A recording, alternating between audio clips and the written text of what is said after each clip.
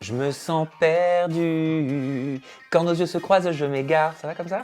Tu sais qu'il n'y a jamais de hasard. Je suis ravi de te recevoir, Bah, moi Samuel. aussi, c'est un grand Et plaisir. de toute façon, j'adore ton prénom parce que nous avons le même.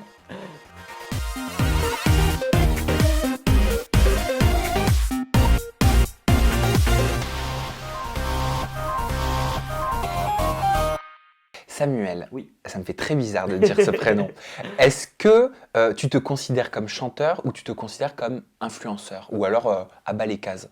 Euh, je pense déjà pour tout dans la vie à bas les cases, mais je me considère plutôt comme un chanteur, je pense, qu'un influenceur parce que bah déjà, je pourrais pas définir ce que ça voudrait dire un influenceur. Et je pense influencer personne. Moi, je veux juste partager ce que j'aime et surtout ma musique, c'est ma priorité. Et voilà. Et tu as mis en pause, je crois, tes études de commerce et marketing digital pour te concentrer sur la musique. Est-ce que c'était une vraie décision pour toi à Oui, prendre? bah, j'ai passé mon bac, donc j'ai mon bac, je vivais à Londres à cette époque-là, j'ai mon bac ES. Déjà, j'ai dû bosser de ouf pour l'avoir parce que j'étais assez nul à l'école. Donc j'ai eu mon bac, je voulais quand même faire des études parce que bah, tout mon entourage, mes parents, etc., ils voulaient vraiment que je fasse quelque chose. Donc j'ai commencé des études de commerce international. Franchement, j'avais de la facilité, ça me plaisait, mais ça m'excitait pas assez quoi. J'étais pas vraiment épanoui. Bon, je pense on peut. Après, c'est un chemin, tu vois, les études, mais j'ai eu rapidement des opportunités entre guillemets de travailler, en tout cas en France. Donc j'ai mis mes études de côté, un peu sur un coup de tête, un peu sans vraiment demander l'avis à mes parents, mais j'y pensais depuis plusieurs mois. Ça fait peur? Grave, trop peur parce que bah, à 20 ans ou à 19 ans, tu vois littéralement tous les gens de ton âge qui font des études ou qui, en tout cas, qui se battent pour leur futur. Et moi, au contraire, je sais pas, j'ai pris cette décision d'arrêter mes études. Euh, j'ai eu la chance que mes parents me soutiennent dans cette décision enfin, qui ont toujours cherché à comprendre mon côté artistique, à me pousser dans ce que je faisais. Donc, j'ai vraiment eu de la chance d'être bien entouré. Et, euh, et ça fait peur, mais j'ai rarement peur, moi, de la vie, etc. Donc, Pourquoi tu prends ce qui peut être appelé un risque pour certains? parce que je préfère vivre en prenant des risques et, et avoir une vie plutôt riche en émotions, entre guillemets. Même si ça peut sonner cliché, je pense que c'est ultra vrai. Et, et en fait, pendant toute ma vie au lycée, au collège, au lycée, même quand j'étais plus petit, j'étais toujours un peu. J'étais pas vraiment un garçon spécial ou très différent, mais j'avais hâte d'être adulte, de faire des choses. J'ai toujours eu ce côté artistique, j'ai toujours aimé chanter, etc. Et j'avais vraiment hâte d'un jour pouvoir faire entre guillemets ce que je voulais. Et bah, une fois que j'ai eu 18 ans, 19 ans, je me suis rendu compte que oui, la vie de mon entourage, de mes parents, etc., allait compter, mais que c'était entre mes mains. Et si je prenais pas un risque, entre guillemets, maintenant, je pense pas que j'allais vouloir le faire dans 10 ans ou dans 15 ans. Donc je me suis dit autant prendre des risques maintenant. Tes parents sont dans quelle branche? Mon père fait de l'immobilier et ma maman a travaillé dans le tourisme toute Ah sa oui, vie. donc rien à Rien à voir. voir. Et t'as de la famille, t'as eu des exemples autour de toi d'artistes, de chanteurs? Mon papa, il s'est pas vraiment professionnel, mais il a toujours joué de la guitare à la maison, chanté. Il a un peu accompagné ce développement artistique, en tout cas, que j'ai eu en grandissant. Et ouais, c'est un peu un élément important, je pense, de ma vie, mon père, parce qu'il m'a toujours. Bah, c'est lui qui m'a influencé musicalement avec des groupes de rock californien que j'aurais jamais découvert seul ou des chanteuses, des chanteurs américains, des trucs qu'un enfant ou qu'un ado normal n'écoute pas. Et il m'a toujours poussé à écouter des choses différentes et à être curieux musicalement parlant. Donc je l'en remercie et c'est vrai que c'était une grande influence. Quel genre d'enfance tu as eu? Alors mes parents ont divorcé quand j'avais 4 ans. Donc je me rappelle même pas, ça m'a vraiment aucun problème, aucun traumatisme ou quoi que ce soit. Donc je grandis, je vis chez ma mère à ce moment-là. Mon papa se remarie. J'ai un petit demi-frère qui arrive quand j'ai 8 9 ans. Franchement, une enfance très normale, très banale, très joyeuse, plein d'amour. Ma mère me donnait plein d'amour, mon père aussi. Et à l'âge de 14 ans, mon père déménage à Londres pour son travail et il me propose de venir avec lui. Donc j'ai accepté tout de suite parce que, comme je te le disais avant, moi je pense que j'étais plus curieux que les autres enfants de mon âge. Et, euh, et à part l'école et aller, je sais pas, jouer au foot, voilà, à la piscine ou quoi, je sais pas, dans ma tête, je me faisais comme des plans de mon futur déjà. Je pense que pas tous les enfants ne voient le futur comme ça, etc. Et c'est vrai que, enfin, je sais pas, déménager à Londres, quand je vivais à Paris, hein, pour précision, déménager à Londres, changer de vie, d'école, enfin, en fait, repartir entre guillemets à zéro, je trouvais ça trop cool. Euh, J'avais pas non plus beaucoup d'amis à Paris, donc c'était pas comme si que j'allais devoir dire adieu à ma vie, etc. J'étais juste trop excité de pouvoir découvrir de nouvelles choses et m'aventurer à Londres, du coup, c'était trop bien. Et en plus, je voulais trop apprendre à parler anglais, enfin, mieux parler anglais en tout cas. Et voilà. Je vais te parler Oui. d'une personne qui va, enfin d'un président Ok. maintenant. Ça va certainement te surprendre. Il Ok. s'appelle Joe Biden. Oui. Figure-toi qu'il bégayait dans son enfance et encore parfois même aujourd'hui. Et il a dit sur la chaîne CNN, le bégaiement est le dernier handicap dont on se moque encore. Il est le seul handicap qu'on utilise pour humilier quelqu'un.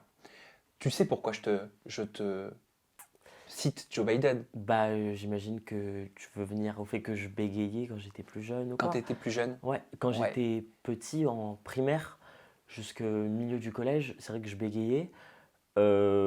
Honnêtement, j'en souffre pas aujourd'hui dans ma vie parce que j'ai appris à gérer ça. Mais c'est vrai que quand j'étais plus petit, c'est un truc que personne déjà ne sait gérer, que ce soit l'enfant lui-même ou les parents ou les profs ou quoi. Et quand tu arrives en classe et que tu dois lire une poésie et que tu n'arrives pas parce que tu bégayes, c'est hyper frustrant pour un enfant de 9 10 ans. Et c'est sûr que les autres gamins de la classe, ils vont complètement se foutre de sa gueule. Et c'est assez dur, je pense, c'est violent parce que parce que c'est un peu inconnu. Personne sait personne connaît vraiment les causes ou quoi. Mais bon, au final, je pense que ça m'a plutôt renforcé parce que donc je bégayais, mais je me suis jamais laissé abattre. Genre, je me suis jamais senti victime de quoi que ce soit dans ma vie. Et donc, du coup, j'avais 8 9 ans. J'ai supplié ma mère de me mettre à des cours de théâtre parce que déjà, ça m'attirait de base et je me suis dit, allez, franchement, je vais pas me laisser abattre, je vais faire des efforts et je vais essayer de m'améliorer, quoi. Et c'est ce qui s'est passé. Donc, pareil, au début, les cours de théâtre hyper durs parce que tu t'exprimes pas forcément exactement comme tout le monde. Aujourd'hui, ça se ressent plus du tout, mais quand j'étais enfant, ça se ressentait vraiment. Et du coup, je me suis entre guillemets battu et j'ai pris des cours avec des orthophonistes, etc. Et j'ai appris à le gérer. Ça se guérit pas, hein, ça se gère.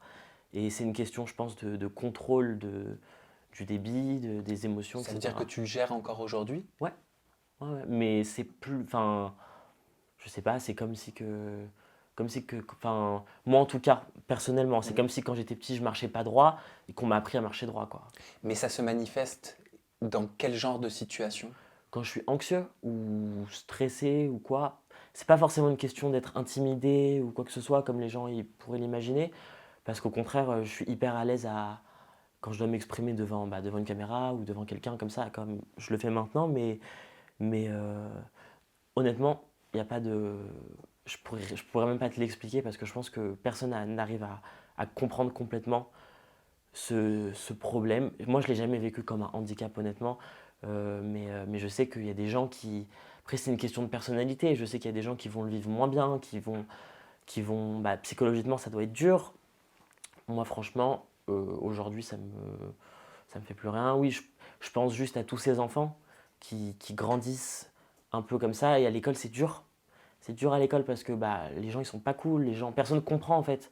Donc on peut pas en vouloir aux enfants de rigoler de ça ou quoi. C'est juste que je pense qu'il faudrait juste que tout le monde soit un peu plus prêt à être confronté, que ce soit un enfant ou pas, à être confronté à quelqu'un qui va s'exprimer différemment ou qui va être tout simplement différent. Donc Et c'est de l'information en fait de qu'il faudrait. l'information, je pense que moi quand j'étais petit que je bégayais, personne comprenait, enfin tout le monde me demandait pour qu'est-ce qui t'arrive, genre. Et c'était quoi d'ailleurs qui était le plus dur pour toi quand tu bégayais face à des personnes? Est-ce que c'était le fait que les gens veuillent finir tes phrases parce que je sais que ça Ouais, arrive? hyper frustrant ça. Mais enfin, d'un autre côté, on comprend que c'est pour aller plus vite, c'est pour aider, etc. Mais je pense que ce qui me dérangeait le plus, c'était bah ouais, c'était le fait qu'on se foute de moi à l'école et que d'un autre côté, ma mère et mon père, surtout je vivais chez ma mère à ce moment-là, ne comprenaient pas et enfin voulaient m'aider, mais enfin, elle s'arrachait les cheveux quoi. Elle me disait qu'est-ce qui se passe genre donc elle m'amenait chez des orthophonistes et tout et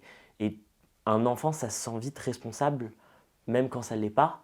Et un enfant de 10 ans qui bégaye et quand la mère se dit mais qu'est-ce qui se passe et tout, bah je sais pas, tu te dis qu'est-ce que je fais de mal, pourquoi, et c'est frustrant, c'est juste frustrant. Mais sinon, enfin après moi j'ai été que bien entouré et aimé par ma famille, etc. J'avais même que des bons amis, donc j'en ai jamais vraiment souffert, je n'ai jamais été seul en tout cas, j'ai toujours été accompagné, donc j'ai de la chance. Mais ouais, je pense que c'est une question d'information et d'ouverture d'esprit aussi. Tu peux la qualifier, ta musique? Tu mets des mots sur ce que tu fabriques? Oui. Moi, je pense que je fais de la pop française, en tout cas. Mhm. Et, pour l'instant, mes textes, ils sont assez, on va dire, vulnérables, sensibles. Vulnérables, je sais qu'il y a des gens qui peuvent voir ce mot un peu d'une manière péjorative ou quoi, mais moi, j'aime juste dire que oui, je me dévoile, entre guillemets, et je vais ouvrir mes sentiments dans mes chansons, tout en gardant, comme j'ai dit, un son hyper pop. Et parce que c'est juste, bah, comme je suis auteur-compositeur, quand j'écris un titre, j'essaye pas de me mettre dans un moule et de me dire là, il faut que je fasse une chanson de ce style ou de ce style. C'est un peu ce qui sort de ma tête. Et après, bah, du coup, oui, je définis la chanson une fois qu'elle est faite. C'est pas, je me dis pas, ok, je veux faire de la pop ou je veux écrire une balade ou quoi. On va dire que je fais des titres et ensuite je les définis un peu plus, on va dire. Qu'est-ce que tu dévoiles dans ton titre perdu? Bah, moi j'aime bien m'inspirer par exemple de mes expériences personnelles, mais aussi des gens qui m'entourent. Moi j'ai des amis qui vivent des trucs de ouf, enfin, je pense qu'on a tous en fait dans notre entourage des, des, des choses à partager avec les gens en tout cas. Et moi parfois, bah, je vis des choses dans ma vie et je dis mais en fait, tellement de gens doivent vivre la même chose mais de manière différente. Et c'est un peu cette rétrospective qui m'attire en fait quand je vais quand je compose une chanson, il y a le côté musical que je dissocie du côté texte. Et quand je travaille sur un texte, bah, je vais mêler mes émotions, mes expériences avec ce que je peux vivre ou ce que des gens dans mon entourage peuvent vivre. Et voilà, quoi, c'est un peu les trucs que tu vas raconter à tes amis ou à ta famille. Il s'est passé ci, il s'est passé cela. Bah, après, tu prends du recul avec les choses. Moi, j'analyse beaucoup de choses dans ma vie, dans la vie des gens qui m'entourent, etc. Et j'aime bien, après, c'est vrai, euh, les romanciers un petit peu. Et c'est comme ça, je pense, que je construis mes textes. Est-ce que tu es encore perdu au moment où on Non, parle? non, je suis pas perdu. Je pense qu'on peut tous se retrouver perdus pendant 5 minutes ou pendant 6 mois ou pendant un an. Et c'est pas forcément quelque chose qui est relié à une relation amoureuse. Je pense que ça peut être relié à plein de choses. On peut se sentir perdu parce qu'on a un petit manque de confiance en soi ou parce qu'on juste on perd les pédales. Ça arrive à tout le monde. Et, euh, et là, actuellement, je me sens pas perdu. Au contraire, en ce moment, je fais plein de choses. Je suis hyper actif dans mon travail, etc. Donc je suis trop heureux. Mais oui, parfois ça peut m'arriver d'être dans mon lit et pendant 5 minutes, tu sais, tu te remets beaucoup en question. Bah, je pense que c'est ça, être perdu. Et c'est passager la plupart du temps. Tu fais partie aussi de la Green Green Team Team, qui oui. s'engage pour l'écologie Oui, aux côtés de Carla. oui, Carla. Également, d'ailleurs, vous avez, bah tiens, regarde, j'ai l'album, le nouvel Son nouvel album de album, Carla ouais. qui est sorti. Vous avez partagé un titre hein, dans le On a un cadre de titre ce dans projet. l'album Green Team, effectivement, Tu qui peux m'en s'appelle Nous parler? serons là. Oui, et bah, alors moi, on m'a approché, on m'a présenté en tout cas le projet Green Team quelques mois avant que l'album sorte. Et parce que j'ai toujours eu ce côté, enfin, en fait, je suis quelqu'un d'hyper engagé, entre guillemets, pour tout ce qui est écologie, surtout pour la cause animale. Et c'est vrai que mon manager, il m'a contacté, il m'a dit oui, il y a ce projet qui est en train de se faire. Bah, il m'a même pas dit est-ce que ça t'intéresse. Il m'a dit je sais que ça t'intéresse parce que tout ce qui est green et tout, bah, je suis hyper branché sur ça. Et je m'investis beaucoup dans mon quotidien en tout cas pour ça. Donc on a d'abord fait le clip Les Enfants du Monde. On est un peu toute la Green Team. On chante du coup le premier single de l'album qui s'appelle Les Enfants du Monde, qui a cartonné sur YouTube, donc trop bien. Et ensuite, effectivement, j'ai partagé ce duo avec Carla qui s'appelle Nous serons là. C'est un titre qui parle d'unité. C'est un titre hyper large qui parle simplement de réunir tout le monde, qu'on soit jeune. En fait, avec Carla, on a une grande différence d'âge quand même. Elle a 15 ans ou 16 ans et moi j'ai 21 ans. Donc, j'ai pas l'habitude d'être ami avec une fille de 15 ans, tu vois. Mais c'est vrai qu'on a développé cette relation un peu de frère et sœur et j'essaye de la conseiller souvent dans sa vie, dans tous ses problèmes, etc. Et on se partage beaucoup de choses aujourd'hui. C'était vraiment une des plus belles rencontres que j'ai pu faire et un des plus beaux projets pour lequel j'ai pu m'investir, vraiment. Et bah, à ton niveau, comment tu t'investis au quotidien? Au quotidien, dans ma vie entre guillemets normale, hors musicale, j'essaye de faire hyper attention avec ma consommation, de ce que je vais acheter. J'essaye de pas vraiment acheter beaucoup de vêtements, à part si c'est très nécessaire. Et tous les vêtements que j'achète, c'est du vintage, donc c'est des choses qui ont déjà une Seconde main? première vie et je me dis ils sont déjà là, donc autant les utiliser. Et après, pareil dans ma consommation de nourriture, moi je suis végétarien pour déjà pour ça, mais aussi pour la cause animale qui me touche beaucoup. Mhm. Et je pense en fait, je pense qu'on peut tous s'investir avec c'est des petits trucs, mais c'est au quotidien quoi. Au supermarché, il faut éviter d'acheter des produits qui sont emballés de 10 emballages en plastique. Je pense que ça sert à rien. Le plastique, on sait que ça finit dans l'océan, enfin, ça reste sur Terre quoi. Donc, faut faire attention aussi aux produits qu'on consomme, les matières en fait qu'on va utiliser au quotidien enfin, c'est plein de gestes écolos qui, les uns après les autres, font que tu t'engages. Et je pense qu'on peut tous s'engager à notre niveau, que ce soit un petit peu ou beaucoup. C'est juste une question de sensibilisation, je pense. Et moi, par exemple, j'aime beaucoup montrer un peu à mes parents ou à ma famille qui connaissent pas beaucoup de choses. Je leur dis, pardon, faites plutôt comme ci, faites plutôt comme ça. Et je leur explique. Et en fait, Ok, boomer. bah, vraiment, mais je pense que c'est. Après, c'est évident quand on comprend, on se dit bah oui, pourquoi on va faire comme ça alors que c'est plus évident de faire de cette manière. Et je pense que le monde avance de cette manière. Moi, je sais que si demain je dois. Bon, à Paris, pour moi, ça me sert à rien de conduire, mais si demain, imaginons un jour, je vis dans un endroit où je dois avoir une voiture, je ferai hyper attention au modèle que je vais acheter. Pour l'instant, je me déplace beaucoup à vélo, à part quand il pleut, parce que c'est compliqué, sinon je prends les transports en commun ou. En tout cas, il y a plein de choses qu'on peut améliorer dans notre quotidien.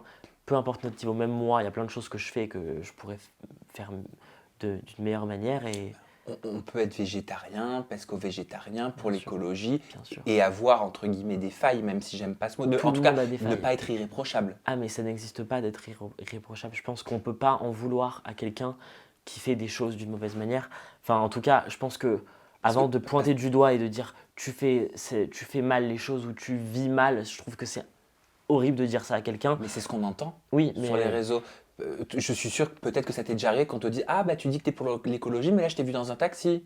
oui, Tu vois? je pense que au lieu c'est important de pas de pointer les erreurs, mais de montrer ce qu'on pourrait faire mieux, ce qu'on peut Mhm. mieux faire. Je pense que ça sert à rien d'incriminer les gens parce que c'est pas illégal de manger de la viande, c'est pas illégal de conduire, de prendre un taxi, c'est pas illégal de porter du cuir, de porter même de la fourrure malheureusement. Tu vois, moi je suis complètement contre la fourrure, mais je vais pas demain aller jeter de la farine à quelqu'un qui met de la fourrure parce que je suis pas à la place de cette personne, je sais pas cette personne ce qu'elle a vu ou pas dans sa vie et si elle est au courant de ce que c'est de mettre de la fourrure, par exemple. Hein.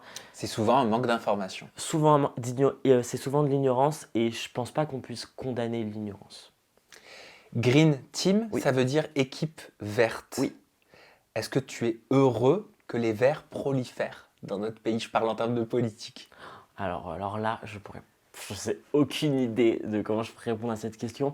Déjà, Green Team, je pense que c'est ce nom en tout cas qu'on a donné à cet album et à ce projet, il est hyper efficace parce que Green, tout le monde sait ce que ça veut dire, on sait tous que ça parle de la planète quoi, en gros. Et après, prolifère, je trouve ça un peu bizarre comme mot, mais je suis juste content que l'information soit partagée et que les gens s'intéressent en tout cas à cette cause qui au final regroupe plein de causes différentes et on peut tous s'y retrouver dans plein de choses et on est tous un peu sensibles je pense. Enfin je veux dire même quelqu'un qui s'en fout au quotidien des animaux, de la fourrure et tout, tu lui montres une vidéo d'une bête qui se fait tuer pour de la fourrure, tout le monde a de la peine donc c'est important de partager l'information surtout je pense. Avant que je te laisse la place à ton guitariste et toi-même pour nous interpréter ton titre perdu en acoustique, de faire un petit JT Ok, du monde de l'influence. trop bien. Voilà. T'es prêt? Bah oui. Allez, c'est parti. On va commencer avec Raphaël Lefriand. Ok. Alors, j'ai vu que c'était le fils de Bob Sinclair. Oui. Donc, j'imagine que tu connais son père. Oui. Voilà. Donc, les parents de Raphaël, Ingrid et Bob ont divorcé. C'est t'es au Ingrid qui a courant. quitté Bob, apparemment, parce que Bob se couche très tôt, refuse les dîners mondains. Sa vie est très ennuyeuse, ce qu'on peut lire dans la presse. Trop pour Ingrid qui a envie de vivre et de s'amuser. C'est tellement horrible tout ce qui est Ben, dit. j'allais te demander si, en tant que meilleur ami, Oui. comment tu as pu aider, accompagner, parce qu'on sait Oui. que c'est une étape importante, ça, quand même, dans une Oui, vie très, d'enfant. très important. Qu'on soit grand ou qu'on soit petit. Oui. Comment tu as pu accompagner Raphaël? Et bah, simplement être là pour lui et le. Enfin, je pense qu'un divorce, personne ne peut être prêt à ça. Enfin, quand tes parents ils divorcent et que tu vis encore avec tes parents, c'est assez spécial comme moment, en tout cas, pour la famille. Donc, moi, je pense que c'est important d'être présent sans trop rentrer dans l'intimité. Voilà, Raph, il est très, très, très, très proche de son père et de sa mère et de sa sœur. Et c'est vraiment une famille hyper unie. Euh, donc, après, il y a des choses qui ne me regardent pas, moi, en tant qu'ami. Donc, je suis juste là, je lui ai toujours apporté mon soutien sans être oppressant parce que je pense qu'on a besoin aussi, dans des moments comme ça, de temps et de réflexion voilà, c'est un chemin, quoi, je pense. Et Raphaël Oui. était, si je ne me trompe pas, aussi le petit ami de Tilan Blondeau. C'était il y a longtemps, ça. Ben ouais, mais Tilan Blondeau, vous avez forcément vu la photo passer, soit quand elle était petite, soit aujourd'hui, parce qu'elle a été élue à 2 reprises la fille et la jeune fille la plus belle Ouais. du monde lorsqu'elle avait 4 ans et à 17 ans. Tout le monde l'a vu passer, surtout sur Facebook, je pense, cette photo. D'ailleurs, elle est à l'antenne. Et Tilan, c'est aussi ton amie. Ouais, c'est une de mes meilleures amies. Bah, ça fait 6 ans que je la connais. Et ouais, on est très très proches et on partage beaucoup de choses. On se donne souvent des conseils. Et ouais, c'est quelqu'un de très important pour moi. Et ça te fait quoi de te dire, tiens, je suis en train de manger des pâtes tout simplement avec la jeune femme qui a été élue la plus belle fille du monde à 2 reprises? Bah, tu t'en rends pas compte parce que c'est vraiment, et honnêtement, une des filles les plus simples que je connais. Et bah, en fait, quand t'es avec elle, elle parle jamais de travail, de sa carrière ou quoi. Elle est hyper simple. Elle est limite très timide, très réservée. Donc, franchement, moi, ça me fait rien de spécial. Au contraire, souvent, elle en rit en fait de toute cette ampleur et de tout ce que les gens peuvent imaginer de sa vie. Parce que c'est vrai qu'elle voyage beaucoup et qu'elle est, au-delà d'être connue en France, elle est connue dans plein de pays. Donc, elle a une vie d'ado assez spéciale. Elle a grandi un peu différemment, je pense, de toutes les jeunes filles. Mais franchement, c'est une fille qui a une légèreté incroyable. Et, et au contraire, au contraire, elle est inspirante parce que tu te dis que elle fait peut-être des trucs de ouf dans sa vie, mais que c'est vraiment une des personnes les plus simples que je connaisse. Tu as aussi dans ton entourage l'influenceuse Paola Locatelli, Ouais. très jolie aussi, hein. Ah bah oui. Là, si je te demande de choisir entre les deux, c'est très difficile quand même. Paola est plus jeune quand même. Oui, Paola a 14 ans, 15 ans, 16 ans, je crois. c'est incroyable. Incroyable. Ouais. Parce que quand on la voit, enfin, et qu'on apprend l'âge, on se dit waouh, Ouais. c'est juste hallucinant. Et le 28 octobre dernier, Paola, tu dois le savoir, elle a été reçue par Gabriel Attal, le porte-parole du gouvernement, à l'Élysée. Le but, c'était de diffuser des messages concernant la crise sanitaire auprès des jeunes, parce qu'ils estiment que les influenceurs ont un rôle important à jouer. Et Léna Situation, elle, de son côté, tu la connais aussi, je crois, elle a refusé une invitation du gouvernement. Je voulais savoir si toi, tu Alors, comprenais. j'ai vu ça sur Twitter et Léna a répondu Oui. qu'elle n'avait pas refusé, qu'elle avait Ah. juste pas répondu et qu'ils avaient envoyé la demande à Léna et qu'entre-temps, ils ont fait un communiqué de presse qui disait qu'elle était présente et en fait, elle n'a pas refusé, elle avait juste pas donné son accord avant de confirmer. Et enfin, c'est ce que j'ai vu sur Twitter, hein. Après, j'en ai pas du tout parlé avec elle.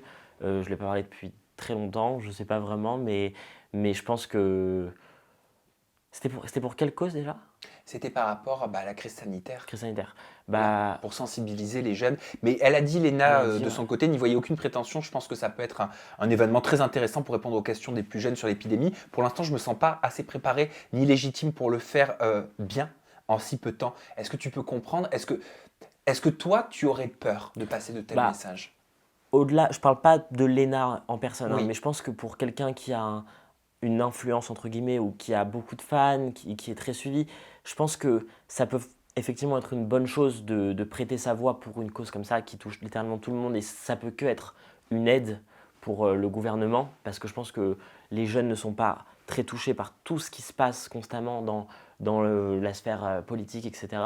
Donc je pense que c'était sûrement une bonne idée de, d'inviter Lena ou Paola ou des influenceuses, etc. Mais je comprends aussi, enfin on ne peut pas lui en vouloir si elle ne se sent pas légitime. Au contraire, c'est hyper noble de dire qu'il y a des gens qui sont mieux placés qu'elle pour parler de ça.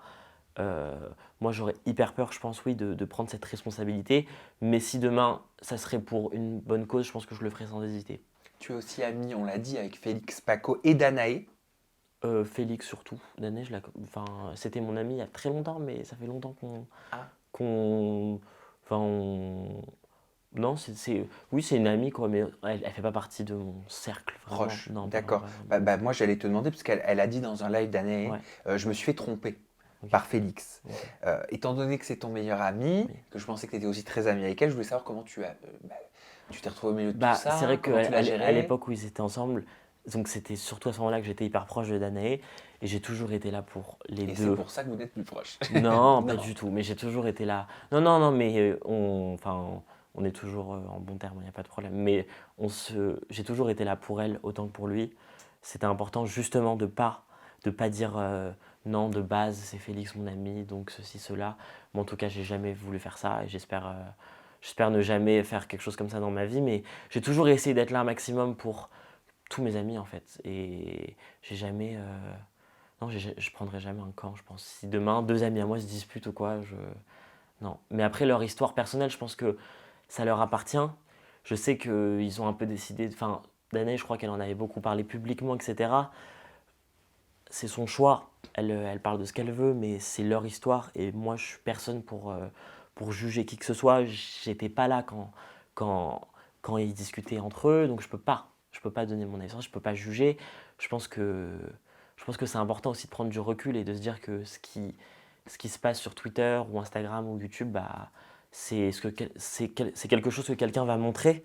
Mais après, dans la vie, dans la vraie vie, il se passe des choses qu'on ne connaît pas. Et même moi qui suis père avec les deux, je peux pas parler de ce qui s'est passé entre eux, quoi. Et toi, Samuel, comment tu te positionnes pour le coup par rapport à ton intimité, par rapport à ta vie privée? Tu ne l'exposes pas énormément. Bah, pas vraiment. Après, on va dire, tout ce que je vais montrer aux gens, ou que ce soit en interview ou quoi, j'essaye de montrer des choses pertinentes, des choses qui vont intéresser les gens, et je montre, bah, on va dire que je partage, si, toutes mes expériences de vie, tout ce qui me fait un peu grandir, évoluer, etc. Mais après, oui, je pense que c'est hyper important de garder une part pas forcément de mystère, que ça serait bizarre de dire ça comme ça, mais une part de vie privée, entre guillemets. Et un exemple tout bête, le soir, si je me retrouve à dîner avec ma famille, bah, j'éteins mon portable et je vais pas dire je mange ceci, je mange cela ou quoi. Et peu importe de quoi on parle dans la vie privée, je pense que c'est important de garder des choses pour soi.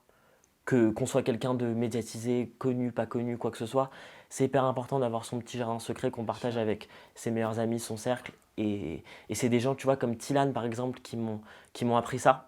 Parce que c'est hyper, hyper important pour tout simplement avoir une vie saine, de faire la part des choses et c'est hyper important. Et donc, par exemple, je sais qu'il y a des gens qui vont réussir à partager, bah, par exemple, tu parles de Danae et Félix, leur couple il a été un peu exposé sur Internet, etc.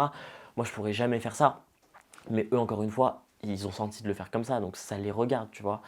Et je pense que c'est important de respecter la limite, en tout cas, de chacun, parce qu'il y a des choses bah, que je veux partager, et des choses, je pense, qui regardent personne. Et Mais tu penses pas que notre société, la période qu'on vit actuellement, avec l'explosion des réseaux sociaux, ouais. que notre société nous pousse en fait à nous montrer pour Si, si, exister, si, comme si. si on ne se montrait pas, nous n'existions pas. Bah, je pense que ce que tu dis est totalement vrai, surtout pour les. Je pense que les jeunes ressentent ça plus que moi qui ai 21 ans. Je pense que quelqu'un de 14, enfin en 2020, quelqu'un qui a 14 ans et qui a littéralement grandi sur les réseaux sociaux avec TikTok, Insta, etc.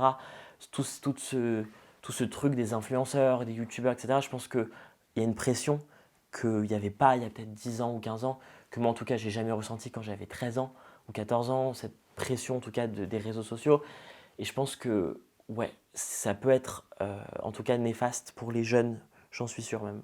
Ou même pas pour les jeunes, hein, pour les gens tout simplement qui n'arrivent pas à prendre du recul, assez de recul, ou les gens qui sont pas assez bien entourés ou qui vont peut-être trop se réfugier sur les réseaux sociaux c'est ce qui peut devenir justement toxique, tu vois. On retourne à la musique, Samuel. Ouais. Mais on va pas en parler cette fois. On va passer à Ok. l'action. Enfin, tu vas passer à l'action avec ton guitariste.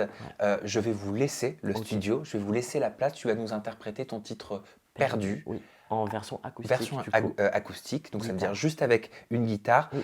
Juste le temps pour moi de communiquer tes réseaux sociaux. Oui. Ton compte Instagram, c'est Samuel Officiel. Est-ce qu'il y a un Snap? Est-ce qu'il y a un TikTok? TikTok, Samuel Musique, Ok. Musike, pas musique en anglais. Et mon Twitter, Samuel Musique Off. Tous les noms étaient pris, je sais que c'est hyper relou. Samuel Musique Off comme officiel.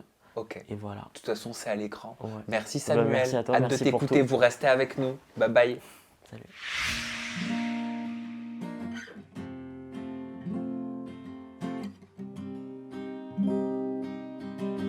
Je me réveille, tu n'es pas là, j'entends ta voix comme un doux souvenir. J'avais prédit pour toi et moi un si bel avenir. On s'est aimé pour le meilleur et pour le pire, mais je n'ai pas vu venir que tu serais si loin de moi, il nous reste qu'à en rire. Je me suis posé tellement de questions, on m'avait pourtant dit attention, mais qui de nous avait raison? Je me suis posé tellement de questions, on m'avait pourtant dit attention, je t'aimais à perdre la raison. Je me sens perdu, quand nos yeux se croisent je m'égare. Tu sais qu'il n'y a jamais de hasard, tant pis si les autres nous regardent. Je me sens perdu, quand nos yeux se croisent je m'égare. Tu sais qu'il n'y a jamais de hasard, non, non, non, non. Je ne veux pas d'une autre histoire, moi ce que je veux c'est toi. Et quand je revois ton chagrin, ça me ramène à toi. Je ne me rappelle plus des beaux moments, on a détruit ce qu'on avait vraiment. Nos cœurs noyés dans l'océan. Je me suis posé tellement de questions, on m'avait pourtant dit attention, mais qui de nous avait raison? Je me suis posé tellement de questions, on m'avait pourtant dit attention, je t'aimais à perdre la raison. Je me sens perdu, quand nos yeux se croisent je m'égare. Tu sais qu'il n'y a jamais de hasard, tant pis si les autres nous regardent. Je me sens perdu, quand nos yeux se croisent je m'égare. Tu sais qu'il n'y a jamais de hasard, non, non, non, non. Je me suis posé tellement de questions, on m'avait pourtant dit attention, mais qui de nous avait raison? Je me suis posé tellement de questions, on m'avait pourtant dit attention, je t'aimais à perdre la raison. Je me sens perdu, quand nos yeux se croisent je m'égare. Tu sais qu'il n'y a jamais de hasard, tant pis si les autres nous regardent. Je me sens perdu, quand nos yeux se croisent je m'égare. Tu sais qu'il n'y a jamais de hasard, non, non, non, non. Je me sens perdu, je me sens perdu, non, non, non, non. Je me sens perdu, oh. sens perdu. Non, non,